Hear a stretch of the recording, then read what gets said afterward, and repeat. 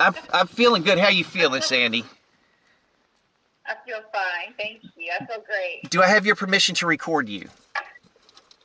Yes, you did. Okay, cool. I'm going to do a trick here now. In fact, I'm going to crank my car for half a second. Little bit of heat come in. It's 54 degrees, and I'm all bundled up, and I'm still chilly because I insist on wearing flip-flops. I do have socks, but I am in the Carolinas. As much as I can. All right, I'm switching some things over. I'm going to switch you to Bluetooth, and that's going to put your sound over the thing once I get it connected. So,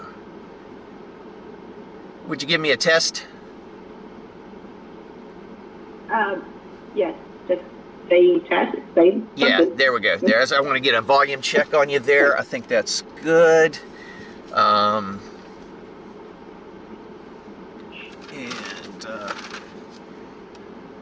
all right, hey everybody, it is 1:10 on February 19th, 2023. I'm going to shut my car down.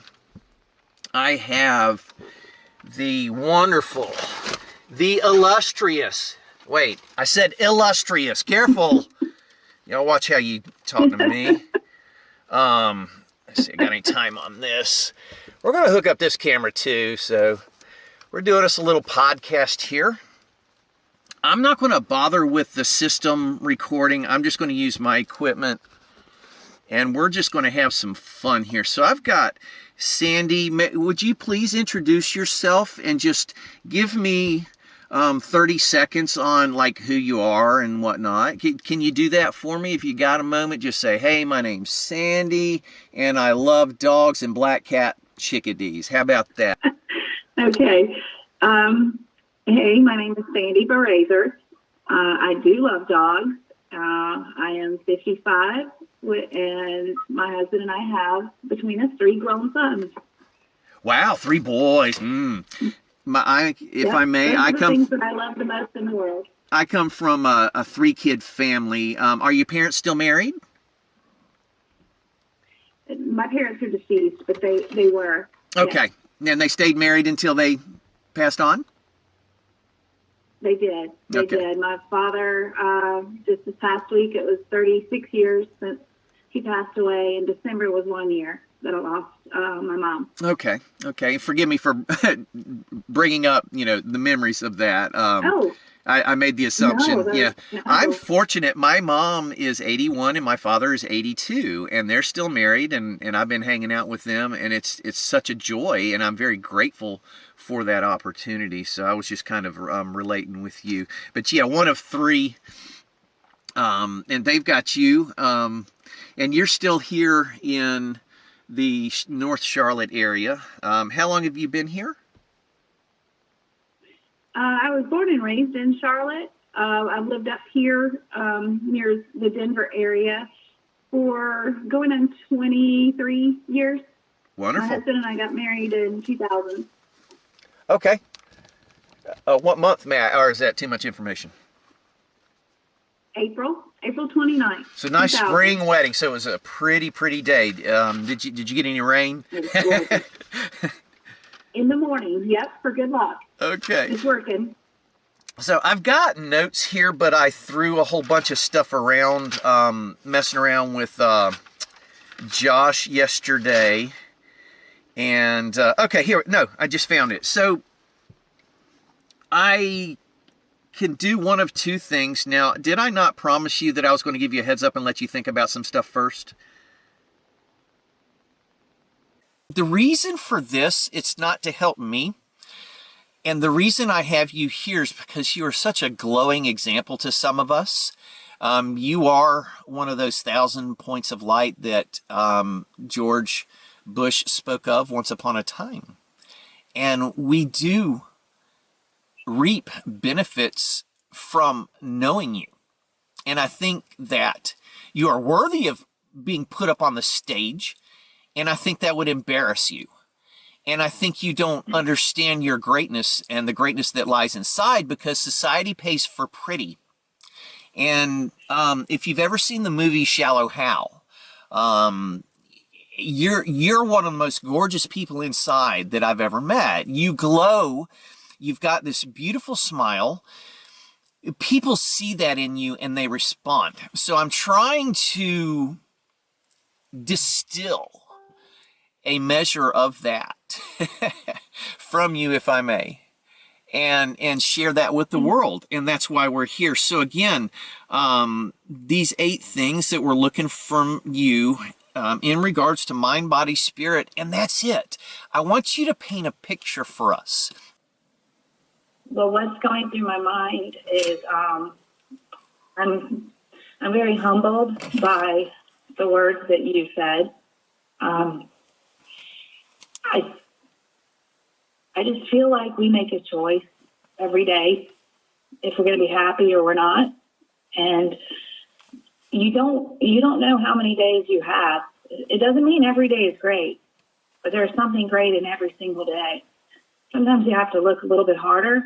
And to get to that point in my life, it hasn't always been that way.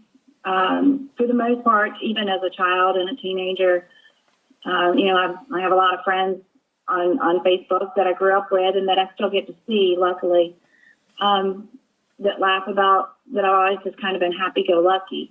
And there's a time in my life in my early 20s that because of circumstances that I put myself into, but that were not fully in my control, I had lost that. And to get it back, I didn't realize how much I had lost it until I woke up one day and I had a 6-year-old son that I realized that his life was in my hands, and so it was time to change that, not just for me, but for him. And so I did, and it was the most frightening time I've ever had in my life. And then totally unexpectedly, I met Mike, and I had never ever planned what happened with us. But Mike came along, and I'm sorry if I get choked up. That's okay. It's great. He showed me a courage that I didn't even know I had. And I never, ever would have found that, I don't think, without him. He's the most positive person I know. He's a curmudgeon. That's fun. He's one of those that if he grunts, it's funny, so it's kind of hard to take seriously. Is he a get off my lawn kind of guy? Yeah, okay. Exactly. About how old is he, may I ask? Sorry to interrupt you. What's his age group? He is 12 years older than I am. Okay. He's 67. And, there were whispers that this will never last. Neither one of us had ever planned to remarry. And, but I think that the age difference it plays a huge part in why we did last, because he absolutely grounds me. I'm flighty. I do see sunshine and roses most of the time, and he's my reality. Doesn't mean he's negative. He's my reality, and he grounds me. And you spoke of that peace and that center balance. He brought that to me. And so all the years, I don't regret the hard times, the struggles, and the unhappy time that I had. You can't appreciate one without the other. You can't appreciate a sunny day until you have a rainy day. And you have to have a total contrast of something to fully appreciate it, I think. And that can be said for anything in life. You can't appreciate a good meal if you've never been hungry, or having money if you've never been poor, or feeling good if you've never felt bad. And we used to tell our kids that when they were younger, and they would just roll their eyes and walk off. But I reminded them when they're 40, they'll appreciate it. But I don't regret anything I've ever gone through, only because it's made me who I am, good, bad, or indifferent. It's all of them added together have made me me. And doesn't mean I'm perfect, but it means I'm happy with myself. Doesn't mean I don't need to make changes, but I'm happy with my soul. And there's a lot to be said for that feeling. In 2006, I started having a lot of health problems, and they presented themselves. And again, I never would have made it through without him. And the whole, and sickness and in health, he personified that. I mean, he could have said, "Oh, you are so not worth this," but he didn't. And so the reason I bring him up, you asked how I got to that point, that when I lost my hair, I decided, I can be happy or I can be sad. But it's not just my hair. Let me back out. It's not just my hair. I have autoimmune issues, and I have lupus and fibromyalgia and several others that cause a lot of pain all the time. But I decided I can be happy or I can be sad. But either which way, there are two things that are going to be constant. I'm going to be bald for the rest of my life, and I'm going to be in pain every day. And it would just be really selfish to whine and mope and make the days that I do have more miserable, or miserable in general. And Mike and the boys didn't sign up for that. It's not fair to them either. It's not fair to anybody that's in my life that loves me to put them through that, because negativity is draining, not just emotionally, it's physically draining.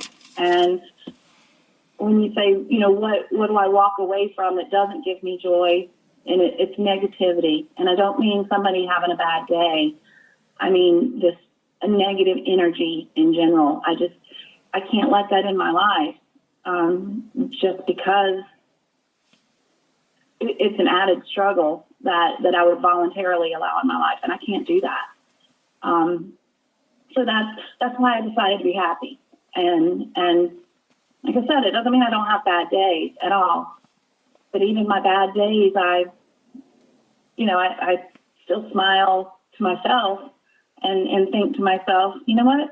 Wasn't perfect today, and for over 20 years, I've had a book by my bed. It's like a journal, and it says on the front, good things are happening.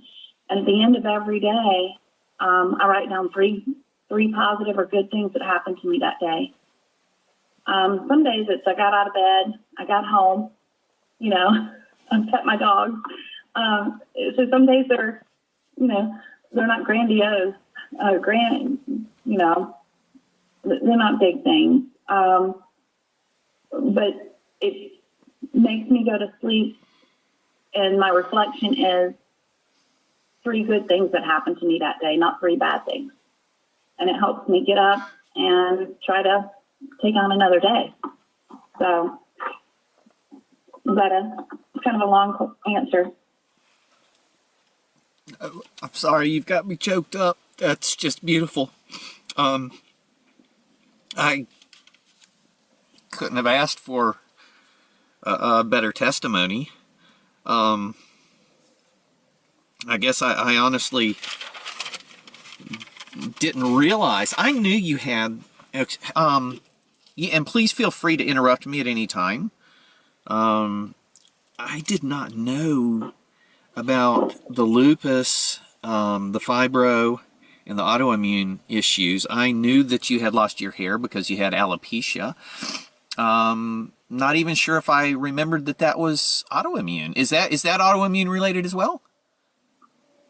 It is. Okay. It is. That was actually the second one. I was diagnosed with rheumatoid arthritis when I was 32. It was first year Mike and I got married. And my dad had that. And I was like, well, I made it a decade longer than he did. He was diagnosed in his 20s. So I was like, I'll take that as a win. But yeah, the alopecia was the second one that showed up. And then they show up in pairs. So Gotcha. Yeah, yeah. It's hard to damage one part of your body. You almost have to damage several parts at once, depending on what you're doing. That's what my doctors teach me anyway. I totally agree with you. But that was an absolutely magnificent testimony. So, and may I ask you another question then, please? We've got a little more time. Is that okay? I'm all yours. So, in regards to, and I'm just having fun with this because I don't know. I know that for myself, if I may, then money's always been a tool to me. I've made $65,000 a year and been able to blow through it. I mean, and that was back in the in the 2000s. I mean, that was 20 years ago, I guess. How long ago was that? Right. Close to 20 years ago, perhaps. And I'm getting old, but I'm 56 myself. But money to me, I guess I'm exposing myself to myself, but I've always had a fear of a lot of money. And I say it that way because I'm having a self-realization, and I've never worried about money so much. It's always just been a tool. But every person I've ever known that had a lot of money, it changed them for the worse. And I just didn't want to go down that road. For me, in my life, I've never truly had balance. I'm not sure if I would know what that meant. When I was a little boy. I understand. I'm an extremist. Yeah, I hear you. When I was a little boy, Dad, as he would, try to get better jobs and climb the ladder, we would move around a lot. So by the time I was 8, I think we had moved almost 6 or 7 times. That kept me a little bit off balance, I think. So I learned to deal and adapt with that. So there was things that to me were kind of important. Peace to me, my own inner peace has always been of probably supreme importance to me, even as a small child. I've always had a level of independence, so I guess that would say freedom would be important to me. To me, happiness wasn't necessarily a destination or a thing that you could have and hold on to. To me, it was always kind of a transitory thing. You could be happy in this moment and not happy in the next moment. So that was never, to me, a concrete concept, I think, that I never would strive for happiness, per se.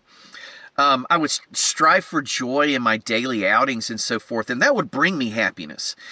So I think, to say it my way, and I got to blow my nose, I think. Here we go. When I started, I put my foot down a long time ago. I'm not going to get into that right now. I put my foot down, and I demanded freedom. I demanded peace, and I demanded joy. That was at the sacrifice of money, balance, happiness, and fulfillment. And these are primary things that people want. And the problem for me, too, was that I lacked the true confidence to go through with some of the things that were inside my head. And so the driving force behind me became fear. And I think I slipped into a survival mode. And then I had my own personal illness. So I can totally relate with you. And that's kind of what I'm getting at here. So I was diagnosed with Crohn's disease. I had to get up in the morning and take 2 tablespoons of baking soda to get my stomach to calm down and put out the fire just enough so that I could swallow my antacid pills, my Tagamet. Wow. And then I got really sick. Yeah. It took them a long time to figure out what was wrong. Yeah, I went from 145 down to 125. Nothing they gave me worked. I had the CT scan, the ultrasound, the scope in my stomach. They found ulcers in my small intestine. No UC, no ulcerative colitis. And then the biopsies were negative, but they tried to tell me I had Crohn's. And in my opinion, they gaslighted me, because even after the biopsies were negative, they tried to tell me that I still needed their drugs, which were for ulcerative colitis, which is a drug called Asacol, and Imuran, which is what they give you if you receive a kidney transplant. It's an immunosuppressant drug. But I didn't have Crohn's, and the biopsies were negative. So I approached my doctor and I said, yada, yada. And he said, yeah, but you still need to take the drugs. I know you have Crohn's. I saw inside you. So I took that as a God complex, and I kicked his ass to the curb right there on the spot. I told him I wasn't making another payment on his yacht, and he could kiss my ass right then and there. And I mean, that's me. I'm harsh. I have something also, I have an HPA axis issue, and I don't have a little mad. I have a switch, and I've tried to control it through a lot of things, but basically it's fight or flight. If you get me into my fight, I'm in my fight. My adrenals will dump adrenaline in, the same as if a tiger's chasing me. I can kind of remain more calm on the outside. I've done this through meditation and stuff, but then again, you know, if you get me to lose it, I lose it. And I've had issues with that, you know, and me and the cops have talked about it, and I didn't get arrested, and I don't want to get arrested. But that's my admission. Just had a conversation. Pardon me, what was that? I said you just had a conversation about it with him. Oh boy, well, we had a long conversation. Yeah, we sure did. I'll tell, that's a story for another day. So, I get a little bit distracted, but I was kind of telling my story because it mirrors and mimics yours. It is kind of, in some ways, the hero's journey. You feel good, and then something happens, and you get lost. You know, I took some notes here. You know, you said that, you know, happiness was your daily choice, and you were always that way. You were pretty happy-go-lucky in your early 20s, though, and then something happened, and you lost your happiness. You know, and you woke up with your son. His life was yours. He was in your hands, and that was very frightening to you, because suddenly you had that responsibility, and you lost that freedom, right? Yeah, and I just felt like it was the marriage to his father, and that was my choice, not his, and it was singularly the greatest thing that ever happened to me because I have him, and singularly the worst thing that ever happened. But that, and I know they seem like they're contradicting, but another reason why I don't regret the things that happened is because I have Spencer, and that is, without a shadow of a doubt, the greatest gift God has ever trusted me with. And it wasn't fair in my mind, you know, in my 28-year-old mind when he was 5, it wasn't fair to jeopardize his future and his life and how he would feel emotionally, mentally, and how he would carry himself through life by a choice that I had made. And making a choice to walk away from that, I knew would be hard in a different way for him, but in the long run, it would be better for him. I truly believed, and I was correct. Mike has raised Spencer, and I miss the little boy, but I love the man. He's a good man because a good man raised him. Awesome. And yeah. Because of that decision that I made, that there was going to be some fallout either which way, and I knew that he would struggle a little bit, but it turned out to be the best thing that could have happened to him. And so that's how I felt about that I put myself in that situation, and it wasn't fair to make him go down that road.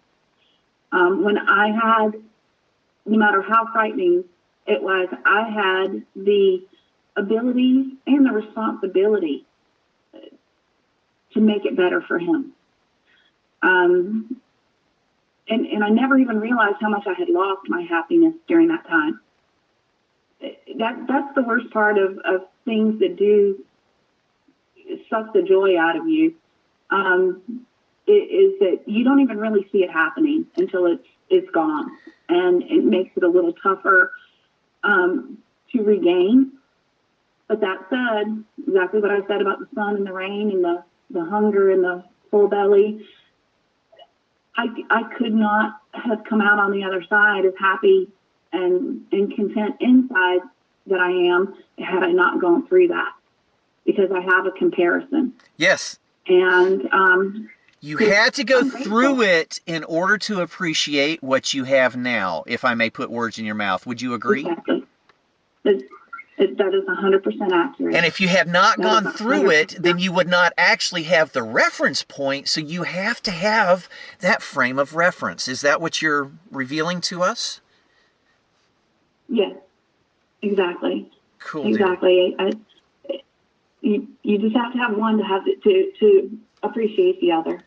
Kick butt. So if I may, I'm going to interrupt you here. Is that okay? Absolutely. So I want to respect your time and our audience's time here. I want to recap a couple of things. I'll go back to what I said, and I love that you interrupt me anytime you want. This is about you, but I was paralleling. See, so if I parallel you, there's other people that parallel you as well. And that's your tribe, man. That's who you speak to. Your confidence, your understanding of life, your pathway of life is simple. And this is on a 4th grade level. You've spoken so eloquently and elegantly in a manner for us. So that is very digestible and palatable. So I just wanted to say thank you for that. I wanted to also validate what you're saying too with me. You were going through life, you had something happen, you went down, you kind of had an uncommon mentor. You didn't just pick yourself up by the bootstraps. You did have to have a little bit of help. Nobody's an island. Back in the day, though, I did notice you said, and I'm going to put words in your mouth too, but you were able to extract the joy pieces from the day, regardless of how crappy the day was, how much pain you had from the lupus or the fibro, what you were learning psychologically. Your spirit remained undaunted. Now, obviously you would have brought up what happened in your 20s, but you said you lost your happiness, but you regained it. You had to, so let me throw this at you though. Now you said negativity is draining, it's voluntary, and that you decided to be happy. Again, your day isn't perfect, but you're happy in it.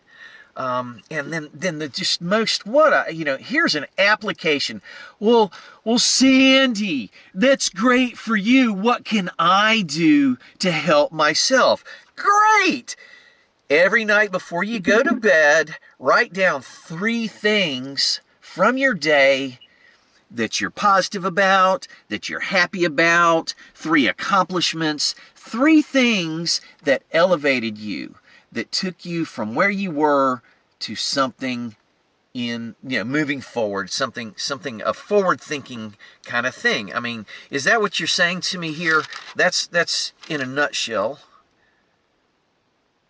Right there at the end, right? It is, because it forces you to look at what is good instead of what is bad. Yes, because that's all you really have is today anyway, right? Exactly. And if you focus on all the stuff that's bad, guess what you'll have? A lot of bad. You'll have an imprint. It will permeate you. It'll permeate you. Is that what you said? Because you will have an imprint of all that's bad. Yeah. What won't you have? You won't have joy. You won't have peace. And you won't have an imprint of the stuff that's good in your life. You'll forget about it. You'll be, what I think you were trying to say earlier is that you become anesthetized to the things actually that are positive in your life. You forget about them. And your head gets turned 3 degrees, and every day all you're looking at is all the crap. Mm-hmm. So what you think about comes about, and you're like, oh, something's going to happen today. I feel it. And then when it happens, there it is. And what you've taught yourself was that if you do the same thing with your joys, with your happiness, if you seek the joys, if you seek the happiness, when you see them, you acknowledge them, you will have more of that in your life. And you actually recognize that you have all of these in abundance. They were there all along. You just had to tweak your thinking. Yes? Exactly. Okay, so we're on the same path. Okay. Okay. Okay. Yes, you did say that. Yes. Oh man. So I ramble a little bit, but those were the 8 things that this was just, these are stepping stones to the future if you want to have a bright future. Sandy is bright. Sandy exudes positivity. Even in the midst of her pain and distress that comes daily to her, she doesn't dwell on those. She dwells on the joys and the happiness in her life. And therefore, in my opinion, she sounds very fulfilled. I think she has a lot of confidence. I think she has a lot of these things that people seek. That's the pot of gold at the end of the rainbow. In the end, money can't buy happiness. It's just a tool to facilitate things. In the end, if you don't have health at all, you don't have a life. You've taken what you do have and you're absolutely making the best of it, even to the point that you do better than people that have, forgive me for saying this, but I don't want to use the term better, but do they have better health than you, or they don't have the severity of the issues on a daily basis that you have, right? And yet, right, you've got a better attitude than they have, is what the contrast I wanted to point out. I didn't want to highlight the alopecia or these other things. But we all struggle with stuff in life. I struggle with, things like ADHD. I have short bowel syndrome. I damaged myself with ibuprofen and gave myself Crohn's-like symptoms. And then the doctors tried to tell me that I had Crohn's because it looked like it, and they wouldn't believe me. And now everybody thinks I'm crazy, but here it is, it's 2015-16 that I was diagnosed. This is 2023. If I had Crohn's, I would continue to have episodes. I've continued to heal myself. I had all kinds of autoimmune issues, and I've healed myself of all that stuff. I take one over-the-counter medication, and I have apparently joy every day. I do myjoyridelife.com. I'm trying to develop that. I've got this, oh my God, everybody's scared me. I bought into a business that gives you leads for, but it's one of those MLM type things, and it's hype thing. And oh my God, everybody's scared of me. What are you doing? What are you doing? What are you doing? I got leads, baby. If you can't spend $70, if you can't work 100 leads for $70 and call it a scam, God bless you. It's a business opportunity to me. You ain't got to be in it. But that's the kind of stuff I do. I'm not going to work for Walmart anymore. I jumped on with Walmart to learn how to run a business. And then in 2 years, my last 2 years there, I increased their profit by $156,000. And they told me I sucked and said, you don't get a raise. And so I said, thank you. That's what they tell everybody I hear. I said, thank you for the memories, and thank you for, here's a great one. Thank you for contributing to my growth. They paid me on time every time, and I walked away. So thank you, Sandy. You are a glowing light. I'll chop this up and make it make more sense. I'm going to leave the floor with you, and then we'll say goodnight. But I'm going to let you say any kind of last words that you want to say, and then we'll hang it up. How does that sound? Thank you. The only last words I could think to say is, again, I'm humbled by your kind words and those of Dorothy and, my sweet friend Susan and Shannon in the pharmacies and all the other girls and stuff in pharmacies. But thank you for everything. Thank you for your friendship and just thank you for giving me this opportunity. Absolutely, absolutely. I I hope I get to appreciate you. listen to it. I'm a little scared too, but Oh no, you. As long as the audio turned out, you're on another plane, Sandy. You've. I don't want to say it. I'm going to turn off the cameras.